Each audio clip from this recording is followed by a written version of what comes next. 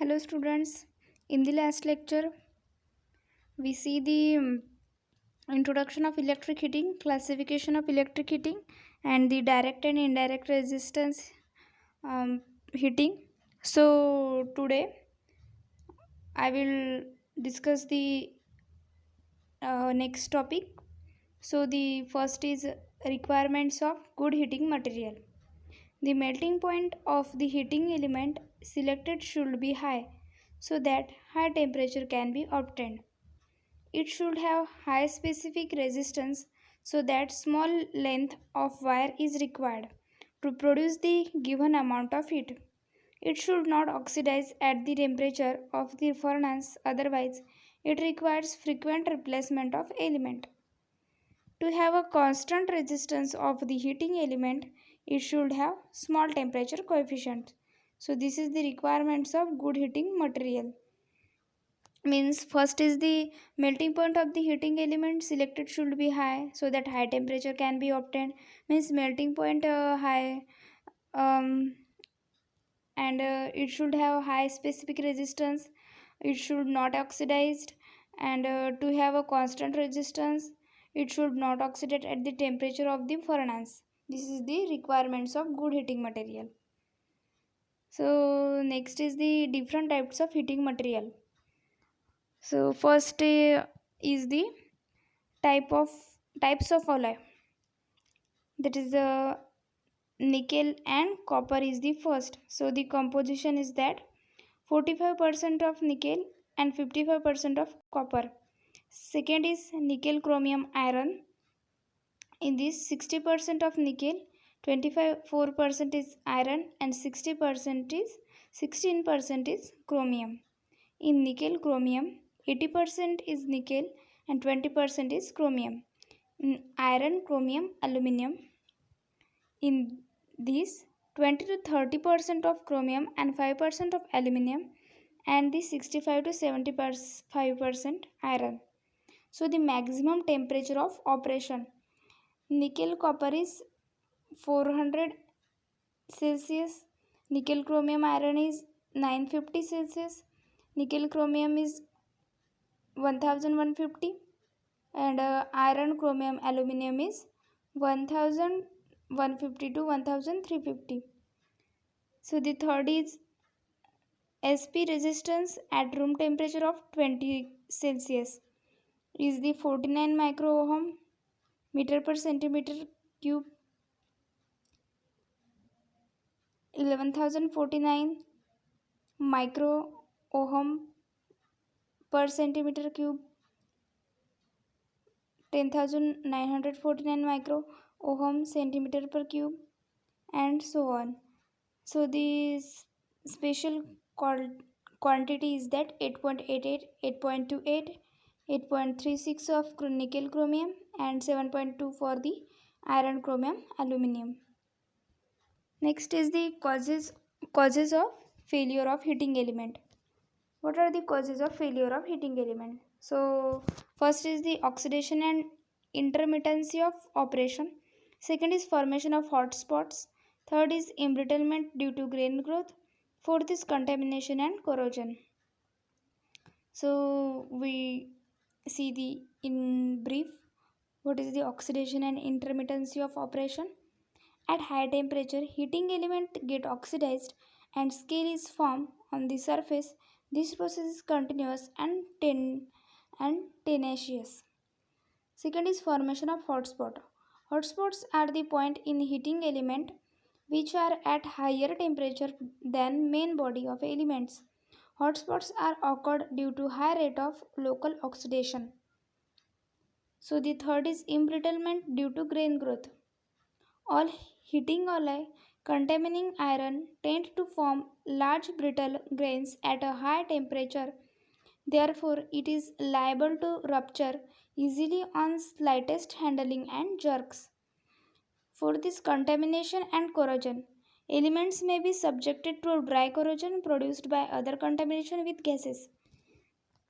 This lecture is very important for the theory exam, also the objective. So watch carefully and listen carefully from the last end. So next is the electric arc heating. What is the electric arc heating? In the last lecture we see the electric resistance heating, and today the electric arc heating. So what is the electric arc heating?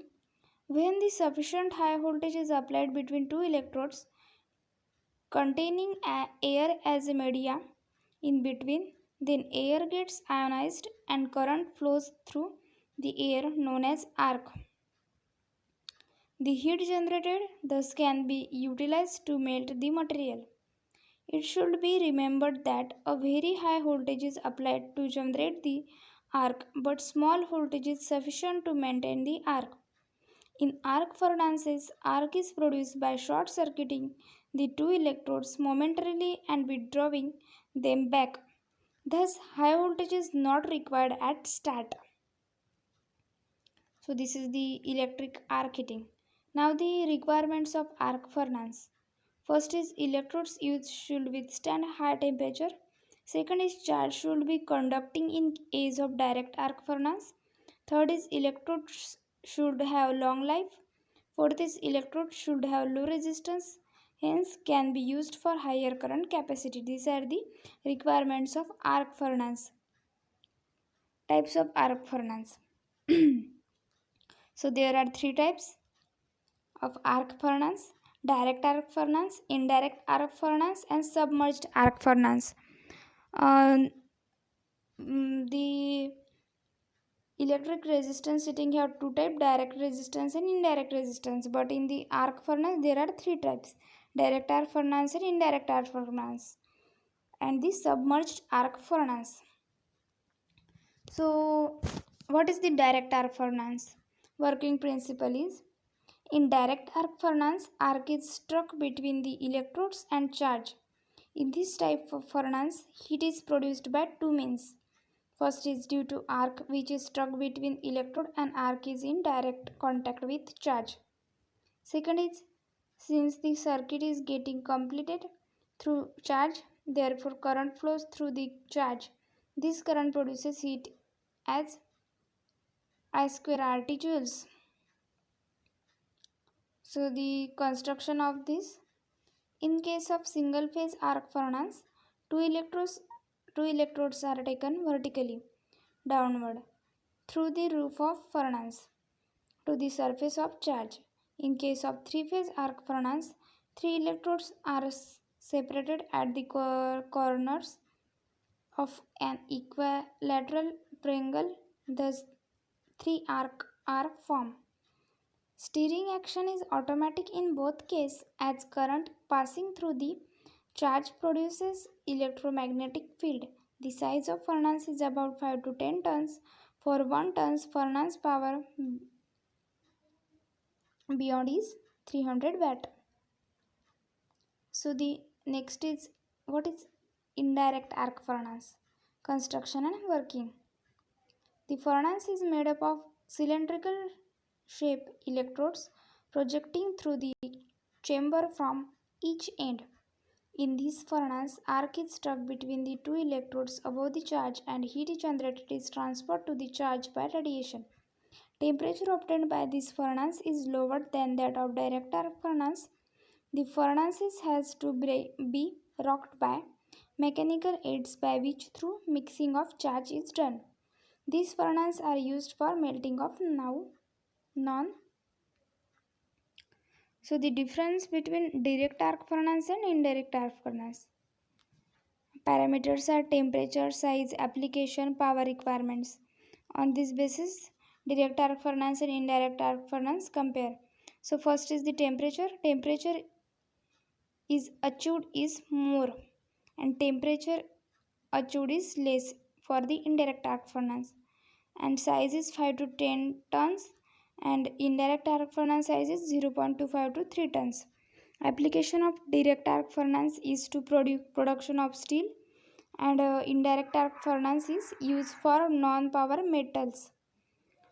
Power requirement of direct arc furnace is 200 kilowatt per ton, and power requirement for indirect arc furnace is 400 kilowatt hour per ton.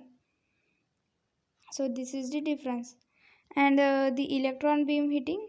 We discuss this in the next lecture. So today, thank you.